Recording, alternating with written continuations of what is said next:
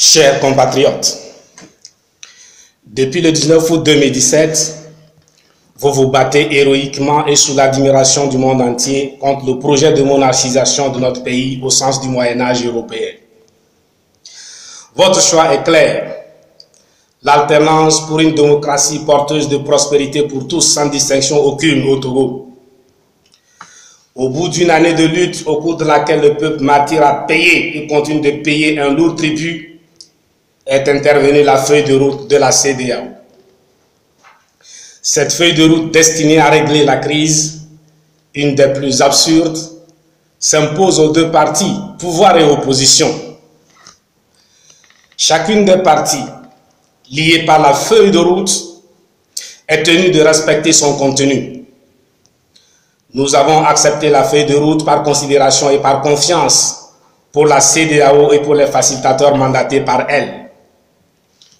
Quant au pouvoir, pour l'avoir pratiqué depuis plus d'un demi-siècle, nous le connaissons parfaitement. Nous ne reviendrons pas sur son profil barbare, rétrograde et dégoûtant. C'est pourquoi depuis l'adoption de cette feuille de route, notre position a toujours été: faisons confiance à la CEDEAO, mais parallèlement, continuons à conscientiser, à sensibiliser, à mobiliser le peuple pour ne pas se laisser surprendre par un régime que nous ne connaissons que trop bien. Ainsi, nous avons soutenu le 19 août 2018 les affirmations suivantes. La feuille de route constitue une victoire d'étape. La lutte continue. Tout dépendra du comportement du pouvoir au cours de la mise en œuvre de la feuille de route. Le peuple sentinelle est le grand comité de suivi et le grand évaluateur de la mise en œuvre de la feuille de route. Peuple en lutte, il est important et vital pour la lutte qu'à chaque étape, nous soyons justifiés. Notre position et nos actions doivent être motivées au regard de la CEDEAO, au regard de l'opinion africaine et mondiale, puisque nous avons choisi d'être légalistes et pacifistes. Notre effort qui consiste à nous faire comprendre doit être constant. Aujourd'hui, nous pouvons pour notre part dire: nous avons accepté la feuille de route de la CEDEAO. Nous avons respecté nos engagements par notre attitude respectueuse du contenu de la feuille de route et des chefs d'État de la CEDEAO. Les marches que nous organisons dans le cadre de cette lutte de libération doivent être justifiées de façon imparable, non pas aux yeux de la dictature que nous combattons, mais aux yeux de l'opinion nationale et internationale. Au cours de cette lutte, où le monde entier nous observe, nous devons, tout en restant fermes sur nos positions, faire le maximum possible d'efforts pour rester cohérents et logiques.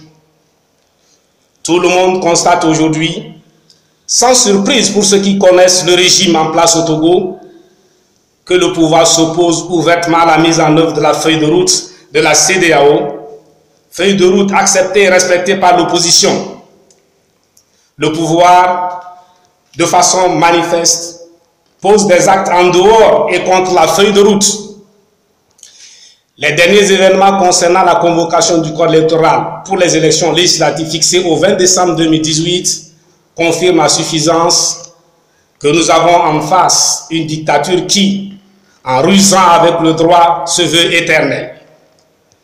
Cette posture du pouvoir constitue, à n'en pas douter, un affront à la CEDEAO et une provocation vis-à-vis du peuple togolais. La CEDEAO doit prendre ses responsabilités en tant qu'organisation soucieuse de stabilité, de démocratie et de prospérité pour l'ensemble de la sous-région. Pour nous, tout acte posé ou toute procédure engagée en dehors du cadrage de la feuille de route est en fraude à celle-ci et donc nulle de nullité absolue. Afin de remettre les pendules à l'heure, il suffit à la CEDEAO de contraindre la partie qui s'oppose à la mise en œuvre de la feuille de route. La balle est dans le camp de la CEDEAO.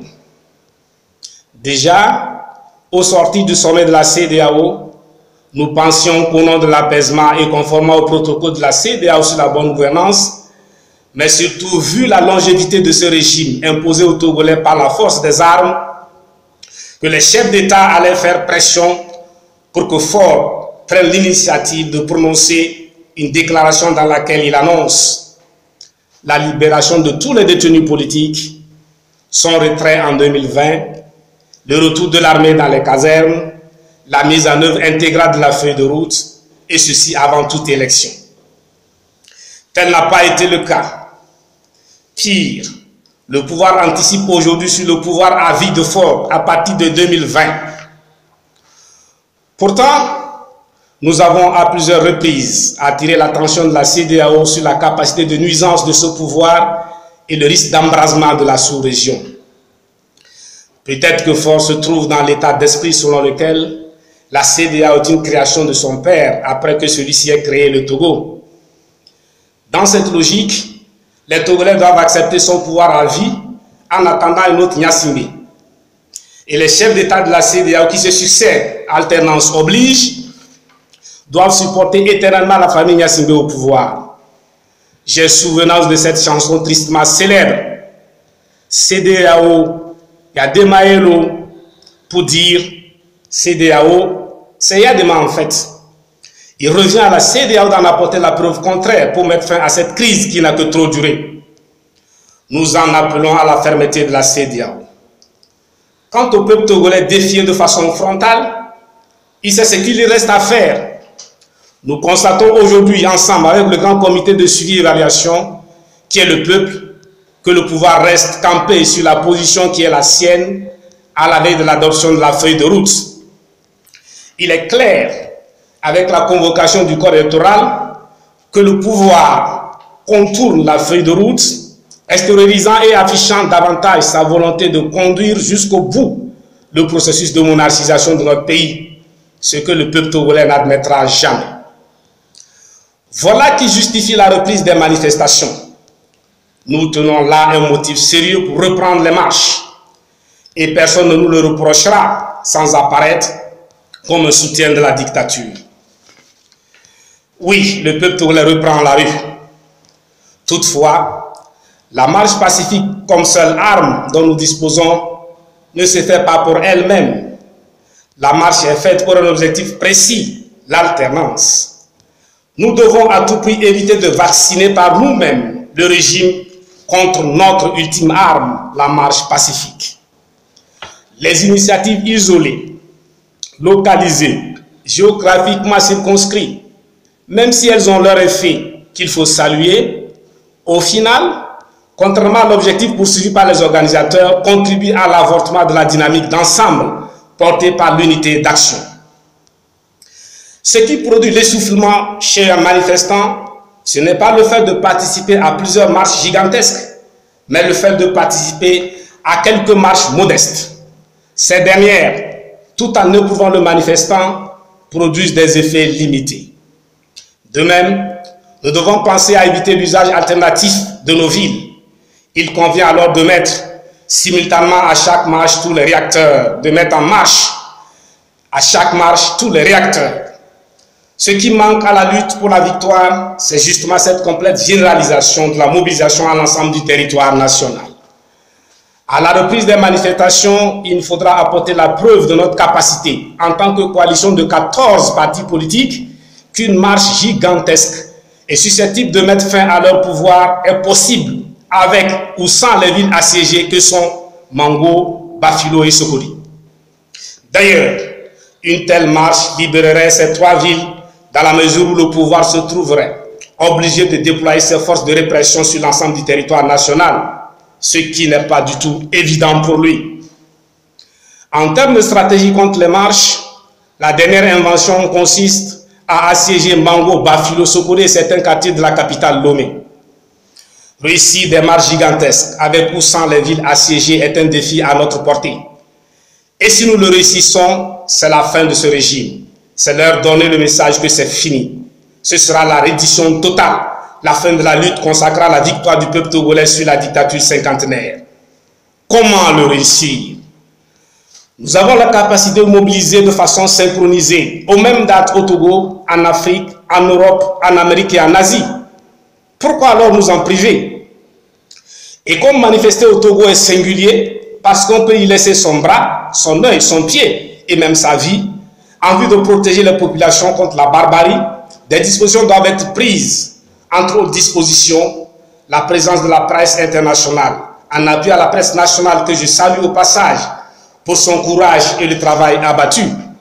La présence des organisations internationales des droits de l'homme, aux côtés des organisations nationales des droits de l'homme qui n'ont pas du tout démérité depuis le début de cette lutte. Ces structures, avec tant d'autres, devront se déployer sur l'ensemble du territoire national, avec une concentration et un regard particulier sur la capitale Lomé et les villes assiégées que sont Mango, Bafilo et Sokoli. Une sagesse médicale enseigne que dans l'urgence, il est urgent de ne pas se précipiter. Pour la reprise des manifestations, connaissant les manœuvres du pouvoir à travers le ministère de l'administration territoriale, notre seule obligation légale sera le dépôt de la lettre d'information par la coalition. Nous passerons des rencontres avec le ministre car nous ne discuterons pas d'itinéraire. La coalition a suffisamment fait preuve pendant plus d'une année de lutte du caractère pacifique de ces manifestations. Et l'expérience a montré que la violence vient plutôt et toujours du côté du pouvoir. Du reste, nous avons la ferme conviction que le peuple togolais est capable de mettre fin à ce régime par des manifestations pacifiques. Personne ne nous reprochera de nous battre contre la confiscation de l'État et de la souveraineté du peuple par une minorité depuis le 13 janvier 1963. La CEDEAO n'est pas notre adversaire. Elle est médiatrice dans la crise qui nous oppose à la dictature. La CEDEAO sait parfaitement que le peuple togolais conserve le droit de se libérer de la dictature. Au contraire, si nous parvenons à mettre fin à ce régime, ce dont nous sommes capables, la CEDEAO et l'Union africaine constateront avec satisfaction et soulagement la fin du régime qui a fait tant de mal au peuple togolais et à l'Afrique. La CEDEAO n'a pas pour vocation à installer ou à réinstaller les dictatures déchues. Elle ne l'a pas fait ailleurs, elle ne le fera pas au Togo. Pour le passage en force vers les élections législatives envisagées par le régime, malheureusement pour eux et heureusement pour nous, les dates du processus ne peuvent être tenues secrètes. Il nous suffit, après une marche gigantesque dans les conditions décrites plus haut, en guise d'alerte à la CEDEAO et à la communauté internationale, d'organiser et d'exécuter des actions de désobéissance civile, y compris Togo-Mort, en tenant compte des dates annoncées. C'est tellement simple, ne voyez-vous pas? Avec un peuple aussi conscient, mobilisé et déterminé comme le peuple togolais en ce moment, perdre la lutte serait difficile à expliquer. En d'autres termes, il nous serait difficile d'expliquer notre échec que d'expliquer notre victoire. Mais souvenons-nous toujours, aucun atout ne remplace la stratégie. Vive le Togo, vive l'Afrique, je vous remercie.